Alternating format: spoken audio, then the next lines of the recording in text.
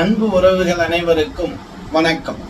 இந்த பதிவுல நம்ம பார்க்க இருக்கிறது மேசராசி பிறந்த அன்பு உறவுகளுக்கு முருகப்பெருமானுடைய வாக்கு, அதாவது இந்த சோழி பிரசனம் இருக்கு இல்லையா, இந்த சோழி பிரசனம் என்பது அம்பாளுடைய அருள் பெற்றது.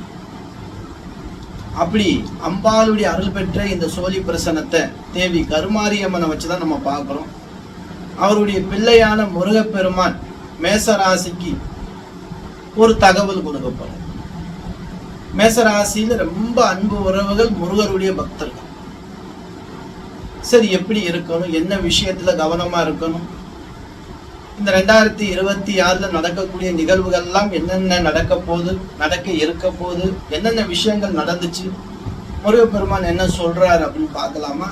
மேசராசி அன்பர்களே,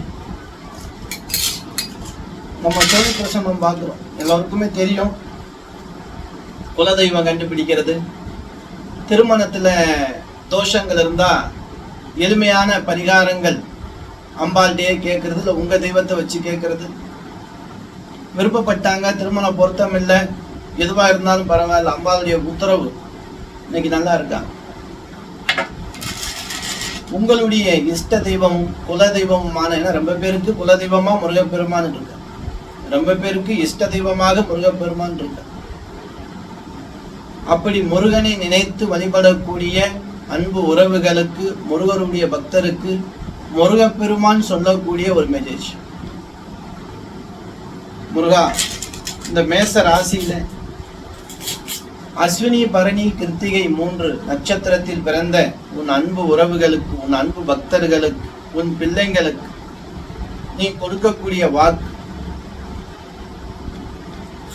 தாயும் பரமேஸ்வரி அந்த திருவேற்காட்டு அந்த முருகப்பெருமானுடைய தாயும் சேர்ந்து, என்ன தாயுடைய அனுக்கிரகத்தோடு முருகப்பெருமான் வாக்கு. முருகா, உங்களுக்கு முருகப்பெருமான் எப்பயுமே ஜாதகமாத்தானே இருப்பார். முருகப்பெருமான் பிள்ளைகளை கைவிட்டுவாரா? விட மாட்டார். அதனாலதான் இந்த முறையும் பிரசங்கத்துல முருகப்பெருமான் உங்களை கைவிடல, உங்களுக்கு நல்ல மெசேஜ், நல்ல தகவல் சொல்றார். என்ன தகவல் சொல்லியிருக்காரு தெரியுமா? உங்களுடைய வீட்டுல அப்பாவாக இருந்தாலும் சரி, அம்மாவாக இருந்தாலும் சரி, மனைவிக்கு கணவனாக இருந்தாலும் சரி, கணவனுக்கு மனைவியாக இருந்தாலும் சரி, குடும்பத்துக்குள்ள எந்த ஒளிவு மறைவும் இல்லாமல் பார்த்து கொள்ளுங்கள். எதுவாக இருந்தாலும் பேசி தீர்த்து கொள்ளுங்கள். அதுவும் முருகப்பெருமான் குழந்தைகளுக்கு என்ன சொல்ல வர்றார் அப்படின்னா, இந்த இளம் வயதுல மன தடுமாற்றத்துல இந்த காதல் என்ற கூடிய அதில் வசியப்பட்டு சில தவறான முடிவுக்கு நம்ம போய், தவறான பாதைகள்ல போய் இழப்புகள் வரும், அதுல கவனமா இருங்க அப்படின்னு முருகப்பெருமான் முதல் தகவல் கொடுத்துருக்கார். எதுவாக இருந்தாலும் இப்ப பிள்ளைங்களை பெற்று இதைதான் செய்யணும், பிள்ளைங்களுக்கு இதைதான் கொடுக்கணும், சின்ன வயசுல இருந்து ஒரு அளவு வரைக்கும் வயசுக்கு கொண்டு வர வரைக்கும் அப்பாவுடைய கடமை இல்லையா, பெத்தவங்களுடைய கடமை இல்லையா, செஞ்சு வராங்க இல்லையா? அப்படிப்பட்டவங்களுடைய அந்த மனசை புரிஞ்சுக்கிட்டு, உங்களுக்கு அப்படி ஒரு சூழல் இருக்கு அப்படின்னா பெத்தவங்கிட்ட சொல்லுங்க அப்படின்னு சொல்றாரு.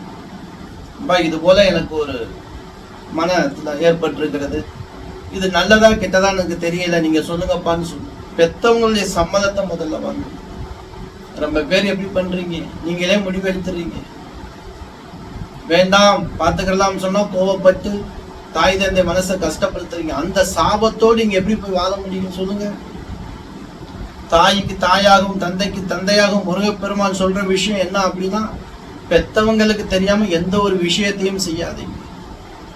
ஆரம்பத்திலேயே பெத்தவங்க கிட்ட சொல்லிடுங்க, இந்த மாதிரி நிகழ்வு இருக்கு, இந்த மாதிரி விஷயம் இருக்கு, சரிப்பட்டு வருமா வராதான். கண்டிப்பா பெத்த பிள்ளைங்களுக்கு பெத்தவங்க ஒருபோதும் தீமை செய்ய மாட்டாங்க, நல்லதான் செய்வாங்க. சரி, அடுத்து என்ன சொல்றாருன்னு பார்க்கலாம். முருகா, உன் பிள்ளைங்களுக்கு ஒரு நல்ல விஷயத்த தான் சொல்லியிருக்கேன். அப்பனே முருகப்பெருமானே,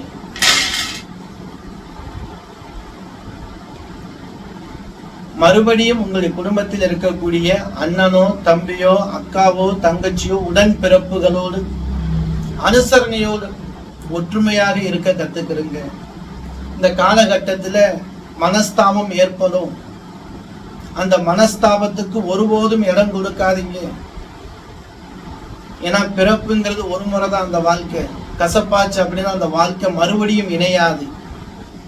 ஒரு தாய் வயிற்றில் பிறந்து குழந்தைகளாக வளர்ந்து பாசத்தோடு அரவணைக்கப்பட்ட அந்த தாய் தந்தையுடைய அன்பிலிருந்து ஒன்றாக இருக்க கத்துக்கிறது. பிரிவு என்பது வாழ்க்கையில மிகப்பெரிய ஒரு கசப்பை கொடுக்கும். அதற்கு ஒருபோதும் இடம் கொடுக்காது. அதனால கூட பிறந்தவங்க சகோதர சகோதரிகளிடம் கொஞ்சம் கவனமாக விட்டு கொடுத்து அன்பை பரிமாறு.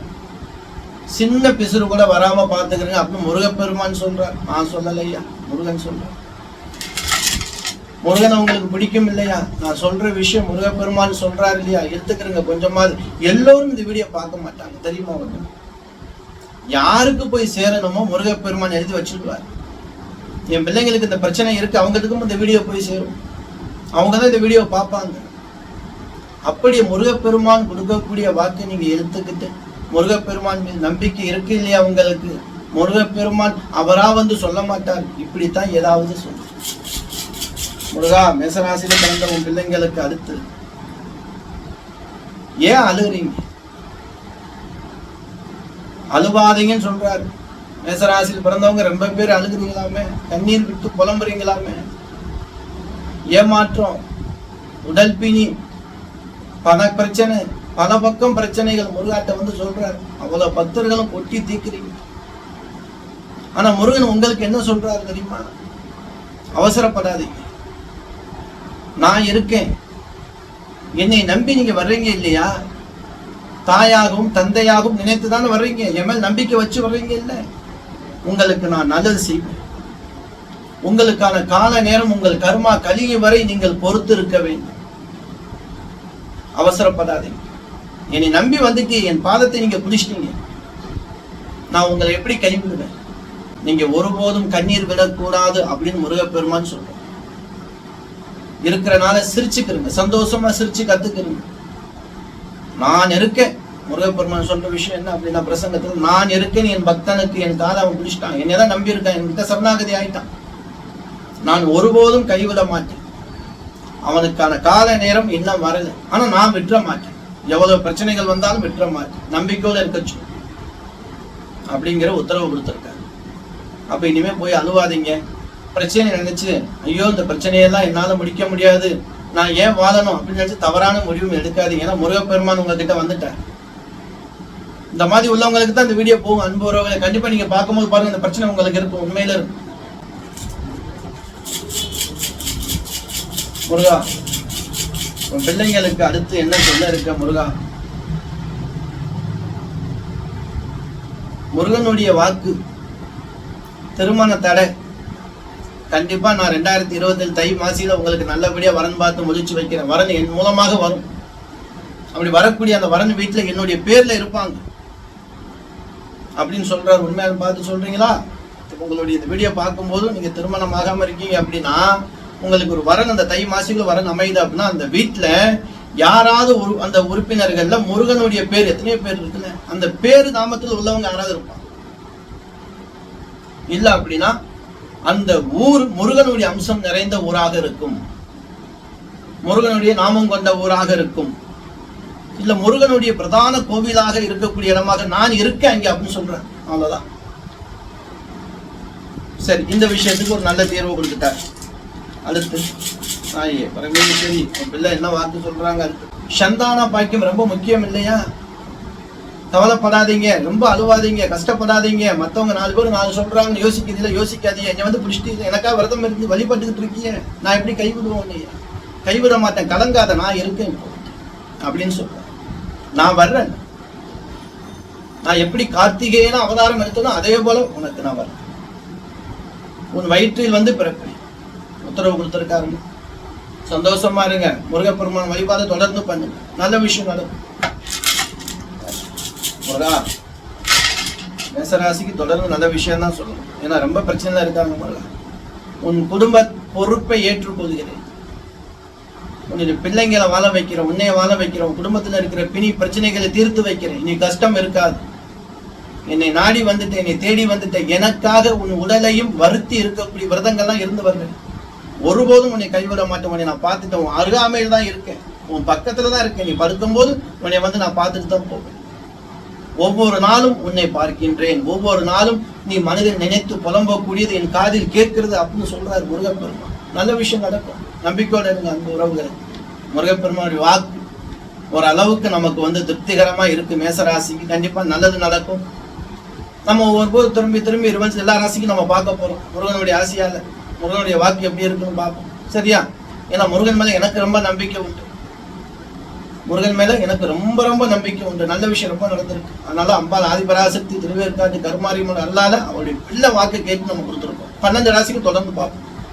இந்த வீடியோ உங்களுக்கு பயனுள்ளா இருந்துச்சு அப்படின்னா உங்க உறவினர்கள் நண்பர்கள் எல்லோருக்கும் ஷேர் பண்ணுங்க. நம்ம சேனல்ல சப்ஸ்கிரைப் பண்ணாம இருந்தா பண்ணி வச்சுக்கிறோங்க. அன்பு உறவுகளே, 12 ராசிக்கு நம்ம தொடர்ந்து பார்க்க போறோம். சோழி பிரசனம் முருகனுடைய வாக்கு. மீண்டும் அடுத்து நம்ம பார்க்கக்கூடிய ராசி ரிஷப ராசியில் சந்திக்கலாம், சரிங்களா? நன்றி, வணக்கம்.